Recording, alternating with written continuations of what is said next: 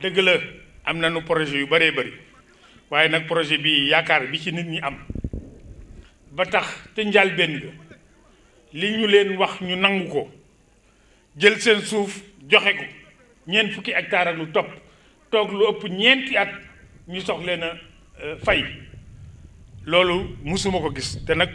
maa ngi fi bëgg a yàgg nag juróom-benni mandat ak li xew ci commune rurale yi ma jiite leen ak li ma dégg projet yu bari bala ñoo taxaw population dañuy taxaw lànk kon tey siggi nañu ndax yaakaar diñ ci amoon ba tax ñu ñaan population yi ñu jox ñu seen confiance yaakaar yooyu amuñu ci mbetteel ñi ngi jël xale yi jël nañ ci lu mat juróom fukk war a nekk juróom-ñetti fukk ci wàllu liggéey bi gis nañu ni démb marché mbayeen bi demaguma fa maa ngi félicité entrepreneur bi dégg naa ni liggéey ba mu fa def ba mucc ayib la loolu mooy importance su jël liggéey jox ko doomu dëkk bi kon monsieur Lo ñoo ngi lay remercier am na ñaari projet yu mu war a mën a def mooy marché Taïba Ndiaye réflexion la ñu waxoon mais dañu waxtaan ni nañ ko tabaxaat entièrement ndax commune bi war na am marché bu dëppoo ak gëddaam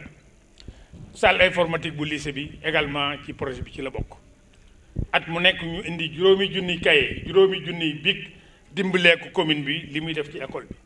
kon yaakaar yi ñu amoon ni population yi jox nu leen seen baat ñii nu déggal duñ ñu war loolu amuñu ci benn rëccu man tey jii Turquie la ma waroon a fekk yónnee nañ ma sama bii ak yépp mais dama ni daal kon dinaa weddi sama bopp ndax projet bu mel nii topp ko depuis fukki at ak ñaar tey ñu toog di teg xeeru jëkk wa su ma ko fekkewul du ma am lu ma lay ma woo Ablaye woo ma seer ni leen bàyyi naa sama mission pour mën a fekk bisu tey bi dëgg la sax liggéeyu doomu aadama bëggoon nañu sax mu gën a yaatu nii ndax lu mel nii teewaayu président jaadu woon na ci teewaayu premier ministre jaadu na ci waaye ñoom ñëpp dañ leen a ñal mooy denc ba ëllëg ndax bu nu fi yàlla bàyyee dañoo bëgg a fekke bu ñu inauguré président Macky Sall ñëw inauguré projet bi kon nag noo ngi am yaakaar bu baax a baax di santaat yàlla bu baax a baax a baax a baax di waxaat population yi nañ takk suñu digg ndax kat suñu commune bëggul ñee benn commune te projet yu mel nii mooy tax Sénégal jëm ca kanam projet bi ñuy négocier amul benn exonération bu ñu demandé kon lu société di fay ci wàllu taxe dinañ ko fay xalaat sax def benn ONG boo xam ni day gunge commune bi ñoo ngi xalaat ay 500 millions war na ko mën a dugal pour jàppale jigéen ñi jàppale xale yi kon mun naa ni ñun bu ñu yàggee ci mairie bi dañ ci yàggal lii la ndax dañ ci am yaakaar ñaan yàlla fekke njëriñu projet bi nga xam ni ci ñi ko sax ca lañu bokk lim naa léegi ñi nga xam ne ñoon ko seqal ñoom it ñu ni jàmbaare Cissé moo organisé lii demuñ Malick ñoom ak Mafal bi ñu fi ñëwee dañoo tiit ni ma président ñun kat la ñu gis ci organisation mel na ni ba fa président Macky Sall di ñëw Taïba sax mel lu woon nii kon nag Cissé ak ñoom Bruno Ablaye ak Dieye yu ñu leen di jàppale ñépp xam leen daal population yi tey la ñu gën a kontaan tey la ñu gën a am yaakaar tey lañ leen di gën a jàppale ndax kat Sénégal du jëm ci kanam mukk te wàllu énergie bi maîtriser wuñ ko di produire lu doy di ko jox Sénélec délégation Sénélec xaw ma yëg si la waaye ñoo ngi leen di sant ndax ñoom it démb taxaw nañ ci lu ñu mën pour lii réussir le ministre de l'énergie également mi ngi jégalu ndax tey lay war a jaar assemblée te xam nga ministre nag bu ñu ko programmé assemblée xalaatul bu amoon conseil des ministres sax ca lay dem te tey jii le ministre de l'énergie di jaar assemblée ñun nit ñi dañoo ñaan permission ni ñu may leen ñu ñëw fekk lii bu ñu fi jógee mën a dem ndax dañoo waroon a fekk tukki waaye sañu nu fee bàyyi lii bu ñu ñëwee duñ ko mën a layal kon vraiment ba ñu bañ a gàttal rek ci population ci turu population commune Taïba Ndiaye bi yépp ci turu conseil municipal bi maa ngi sant tous les conseillers ñëw nañu fekke ndax ñoom itam ñoo ko yombal bi ma ñëwoon bu ma leen laajal ni nañ délibéré dañu naan déedéet bu ñu ko noon déedéet itam day jafe te à 100% ñëpp d'accord ñu jox leen délibération fay leen ci barème bi nga xam ni moom la état bi prévoir ñoom ñu wëlbatikuwaat ni tool yi nga xëy sax garab amu fa dara amu fa hectare bu ne daañu dafay 3 millions kon loolu ñoom tam ñoo ngi leen ci sant di leen wax ne nag lii dafa am solo ci programme président Macky Sall fexe ba réew dëkki kaw yépp am courant ñoom ci njëlbéen dañu ni bu ñu demee bay taal de dëkk bu amul courant ci ñoom la ñuy jëkk a taal yaakaar naa ne nag balaa booba incha allah ñun daañu am 100% waaye bu boobaat du yàqu ndax kat énergie boo xam ne nii pratiquement amul pollution amul dara wax dëgg yàlla lu nu am courant du tey ñu soxla ko te bu boobaa li Sénégal xalaat ni war nañoo wàññi njëgu courant bi ndax njëgu courant yi cher na yaakaar naa centrale bu mel nii ak solaire yooyu ñooy mën a tax ëllëg bu pétrole yokkoo Sénégal du ko yëg bu dollar bi yéegee Sénégal du ko yëg te tey jii jafe-jafe yi Sénégal am li ko indi mooy président bëggul a jël yokk-yokk yooyu ba tax ak weer wu ne mu jël 10 milliards dugal ko Sénélec pour bañ courant bi yokku pétrole bi yokku ndax yooyu bu yokkoo transport bi yokku njëg yëpp a yokku kon moom it président de la république ñoo ngi koy sant di ko ñaanal yàlla yal na yàlla àggale yéeneem ci Sénégal kon bokki Taïba Ndiaye bokki Minam bokki Mbayeen bokki Kër Mal bokki 8 villages yi laay wax projet bi sunu projet la ñii dañu ñëw dëkk ak ñun ànd ak ñun jàppale itam Sénégal ñu remercier tous les partenaires yi nga xam ni gëm nañu jël seen xaalis dugal ci parce que itam nag gëm réew bu am stabilité mooy tax nga jël lu maraw man téeméeri milliards ak juróom fukk di ko ci dugal pendant une période de 20 à 25 ans kon les partenaires de l'ACALA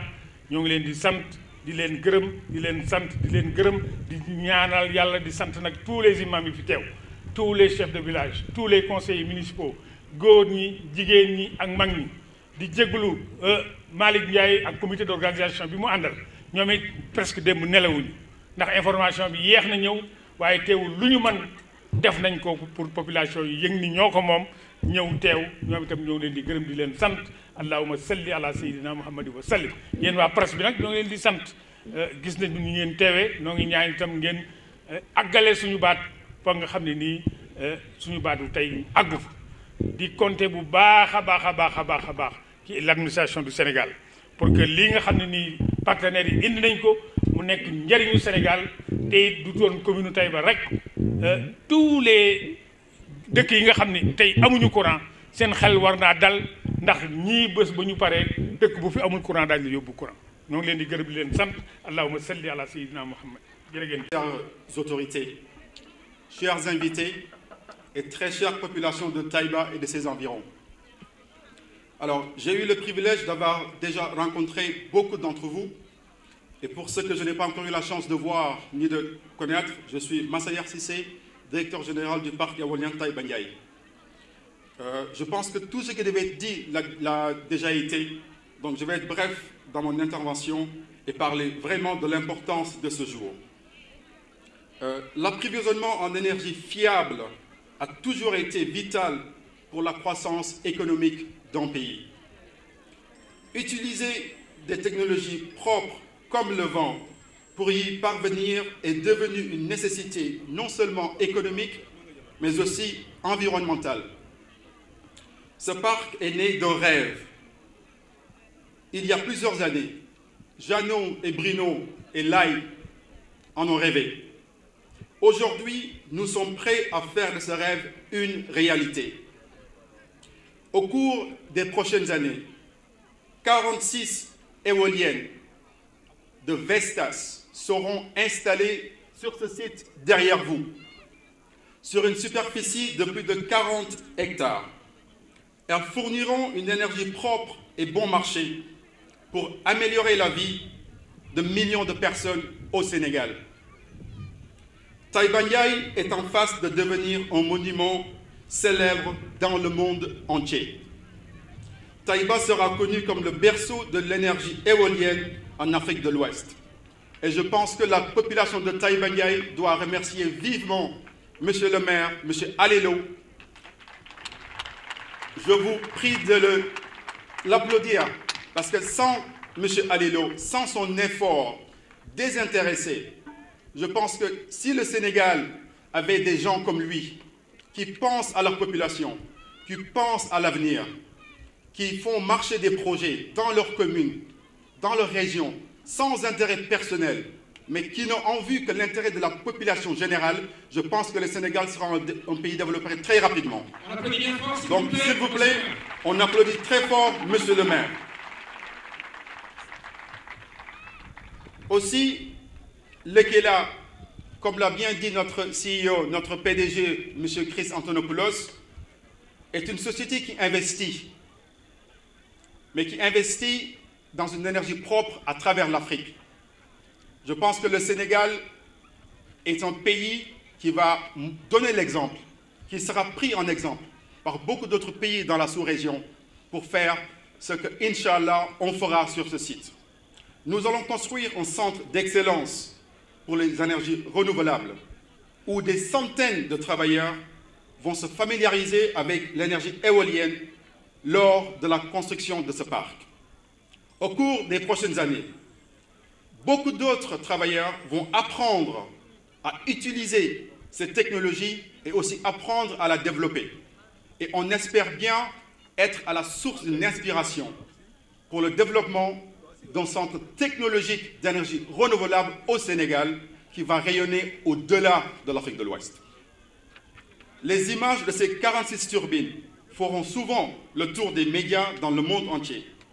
Et beaucoup de pays d'Afrique se tourneront, et même au-delà de l'Afrique, se tourneront vers les compétences qui seront développées ici avec nos partenaires financiers, techniques, au cours des prochaines années, et le Sénégal sera encore une fois un exemple à suivre. Il n'y aurait pas de parc éolien Taïba Ndiaye sans la communauté de Taïba. Donc,